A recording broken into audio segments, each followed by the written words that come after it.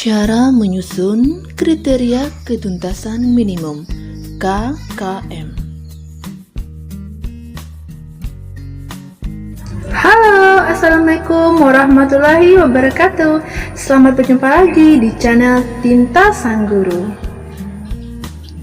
Apa kabar sahabat YouTube semua? Dan apa kabar sahabat-sahabat guru di seluruh Nusantara? Pada kesempatan ini kami akan membahas tentang KKM. KKM adalah kriteria ketuntasan minimum. KKM memang sudah tidak asing lagi bagi sahabat-sahabat guru seluruh Nusantara, karena setiap awal tahun ajaran baru kita akan selalu membuat KKM. Di sini saya akan mencoba membahas tentang bagaimana fungsi dari KKM, pengertian KKM, dan bagaimana cara merumuskan sebuah KKM sehingga hasilnya menjadi sebuah nilai standar bagi evaluasi seorang guru atau standar bagi siswa itu mencapai hasil pembelajaran yang diinginkan. Namun sebelum itu jangan lupa untuk terus mendukung channel Tinta Sang Guru dengan cara apa? Dengan di sini ada tulisan subscribe. Klik subscribe-nya dan jangan lupa berikan komentarnya serta like-nya. Dan jika ingin mendapatkan informasi-informasi terbaru dari kami, jangan lupa untuk mengaktifkan notif loncengnya. Oke, terima kasih. Selamat menyimak. Assalamualaikum warahmatullahi wabarakatuh.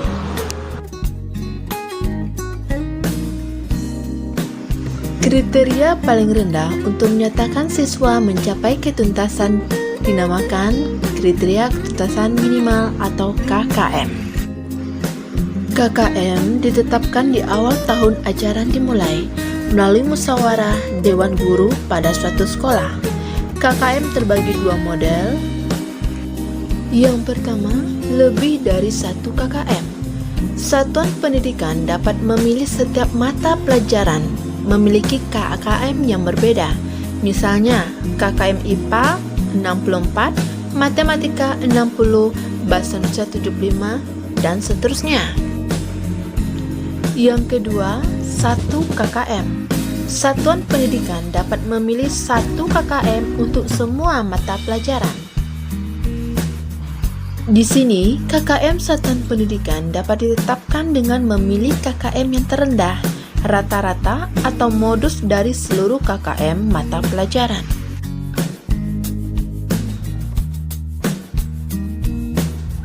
Fungsi kriteria ketuntasan minimal yang pertama, sebagai acuan bagi pendidik dalam menilai kompetensi peserta didik sesuai kompetensi dasar mata pelajaran yang diikuti.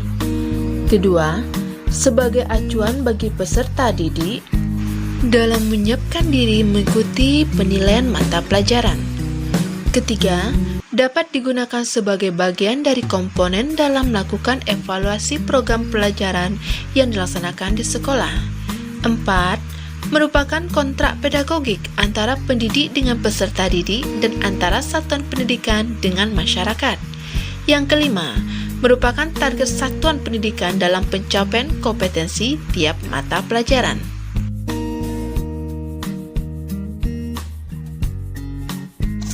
Bagaimana cara menentukan KKM? Yang pertama, menghitung jumlah KD setiap mata pelajaran pada masing-masing tingkat kelas dalam satu tahun pelajaran. Yang kedua, menentukan nilai aspek karakteristik peserta didik atau IMTAK. Karakteristik mata pelajaran atau kompleksitas materi dan kondisi satuan pendidikan atau daya dukung. Dengan mencari rata-rata tiga aspek tersebut, maka akan menjadi KKM KD pengetahuan dan keterampilan. Karakteristik peserta didik atau IMTEK bisa kita ketahui dengan cara memperhatikan rata-rata nilai rapor SD, nilai ujian sekolah SD, nilai hasil seleksi masuk peserta didik baru di jenjang sekolah. Untuk karakteristik mata pelajaran merupakan tingkat kesulitan dari masing-masing mata pelajaran tersebut. Sedangkan kondisi satuan pendidikan atau daya dukung ini meliputi kompetensi pendidik atau nilai UKG guru, jumlah peserta didik dalam satu kelas, predikat akreditasi sekolah, kelayakan sarana dan prasarana sekolah.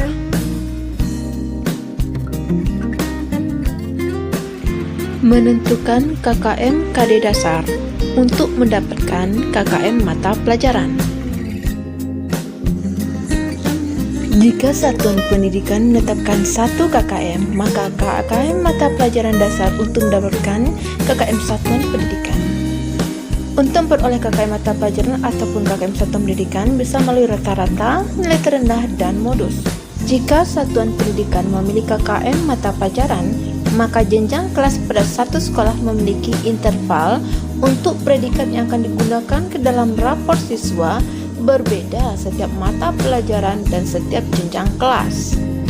Tetapi jika dipilih model satu KKM, maka satu KKM yang disebut dengan KKM satuan pendidikan memiliki satu interval dan cuma satu predikat untuk semua kelas dan jenjang kelas pada satu sekolah.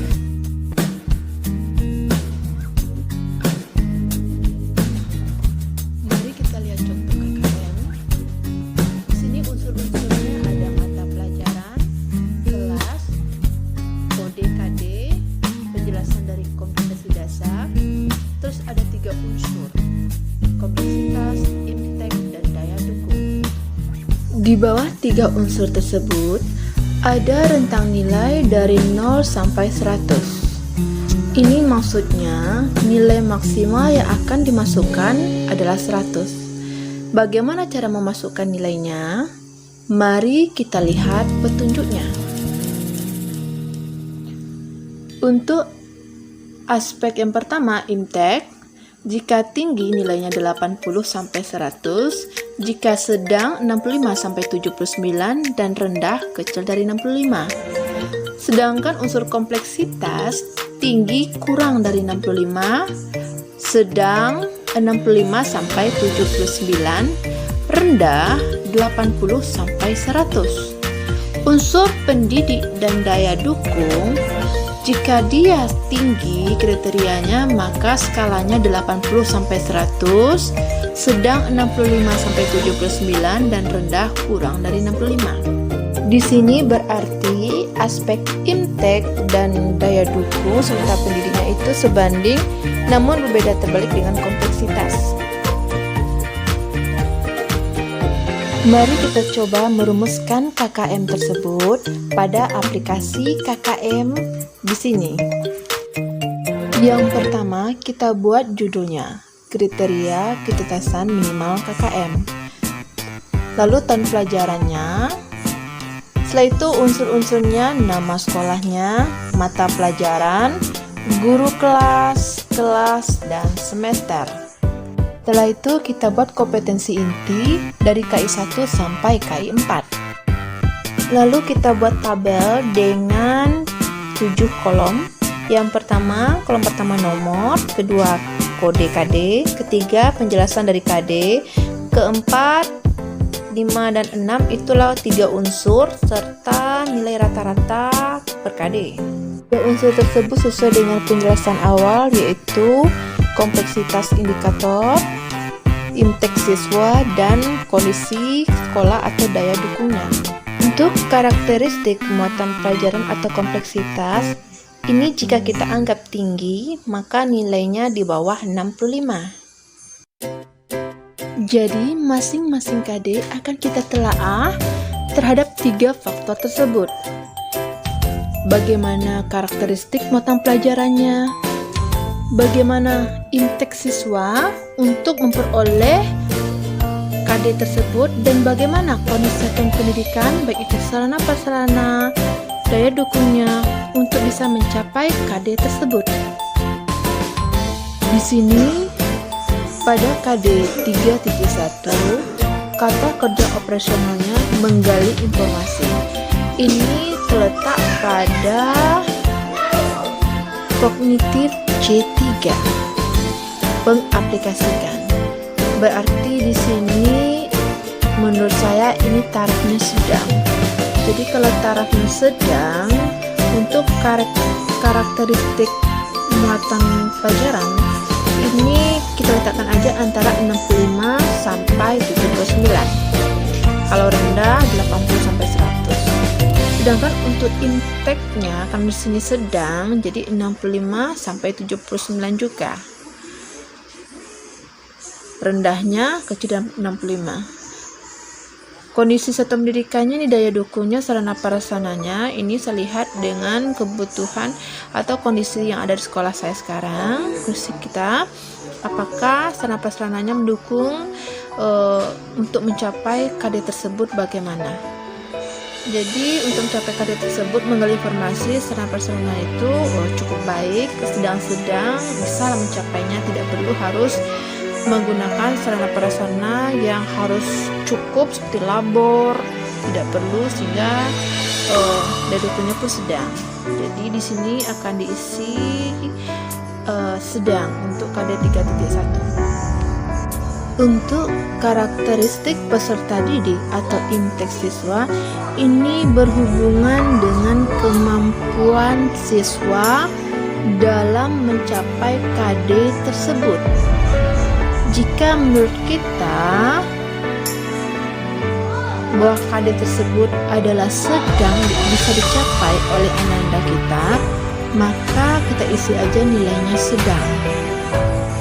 Di sini saya isi 70.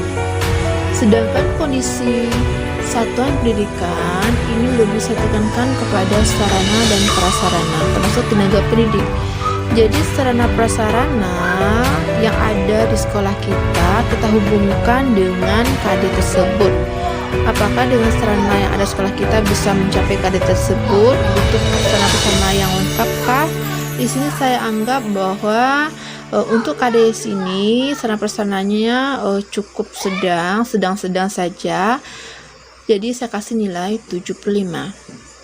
Maka dapatlah rata-rata nilai KKM per KD itu 72. 72 ini dapat dari jumlah 3 aspek tersebut, 70 ditambah 70 ditambah 75 dibagi 3. Dan selanjutnya kita evaluasi, kita analisis kembali masing-masing KD ini berdasarkan 3 kriteria tersebut. Kompleksitasnya berapa, intake-nya berapa, kondisi sarana satuan pendidikan itu berapa, kita isikan berdasarkan petunjuk nilainya. Kita isikan sampai nanti KD terakhir di mata pelajaran tersebut. Di sini karena ini adalah aplikasi, sehingga otomatis setelah kita masukkan 3 aspek tersebut, otomatis akan langsung mendapatkan nilai rata-rata per KD.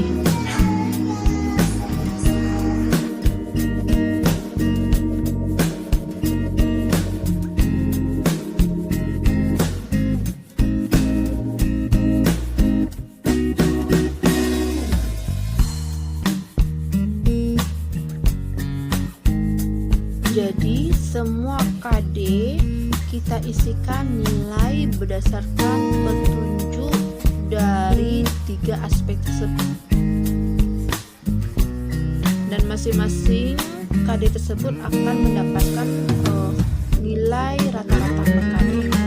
Nah, setelah itu otomatis ini kan aplikasi langsung terhitung jumlah KD-nya semua.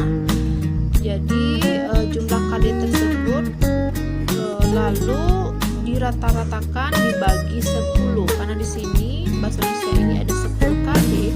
Berapa jumlah rata-rata KD-nya tersebut dibagi 10.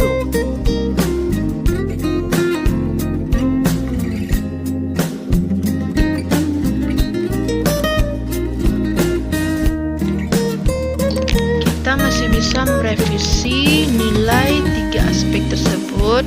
Yang penting kita analisis KD tersebut. Jadi jika kita belum pas, kita analisis kembali, mungkin pasnya di 75. Nah, jadi setelah kita dapatkan nilai KKM mata pelajaran kelas 3. Jangan lupa kita kasih nama kita dan diketahui oleh kepala sekolah kita. Demikianlah cara merumuskan KKM. Terima kasih kepada sahabat-sahabat guru dan sahabat YouTube yang telah bersedia meluangkan waktu untuk menyimak video ini. Semoga bermanfaat. Wassalamualaikum warahmatullahi wabarakatuh.